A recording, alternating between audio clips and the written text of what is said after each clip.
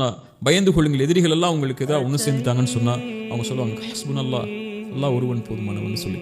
வாழ்க்கையில் இது மாதிரி இருள் எல்லாருக்கும் ஏற்படும். அதைத்தான் நபி யூசுப் மூலியமா நமக்கும் சொல்ல வர்றோம் இல்லையா?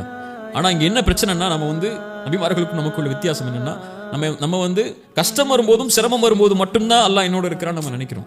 ஆனால் அவங்க அப்படி இல்லை, எல்லா நிலையிலையும் அல்லாஹ் என்னோட இருக்கிறான்னு நினைச்சாங்க. அதனால அல்லாஹ் இருளையும் அவங்களோட இருந்தான். இருளையும் அவங்களுக்கு அந்த நம்பிக்கை இருந்து பதற மாட்டாங்க. அவங்க வாழ்க்கையில் என்ன கஷ்டம் வந்தாலும் சிரமம் வந்தாலும் நம்ம பதற மாதிரி பதற மாட்டாங்க. ஐயோ யார் இருக்க போறா, சரி அல்லாஹ்வாது நம்மளோட இருப்பான், அவனை போய் கேட்போம்லாம் கேட்க மாட்டாங்க. அவங்க எல்லா நேரத்திலையும் அல்லாஹ்வோட தான் இருக்கிறாங்க.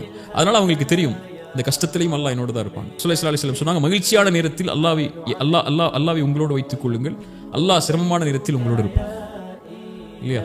அப்போ அல்லாஹ் ரப்புல் ஆலமீன நபி யூசுப் அலைஹிஸ்ஸலாம் அல்லாஹ் இருக்கிறான்னு நம்பிக்கை வச்சிருந்தாங்க உள்ளத்துல. அல்லாஹ் அந்த கிணற்றிலிருந்து வெளியே வரக்கூடிய வழிகளை அதுக்கு பிறகு ஏற்படுத்தலாம். அந்த நம்பிக்கை தான் அல்லாஹ்வுடைய தூதருக்கு அல்லாஹ் கொடுக்க நாடுனார்.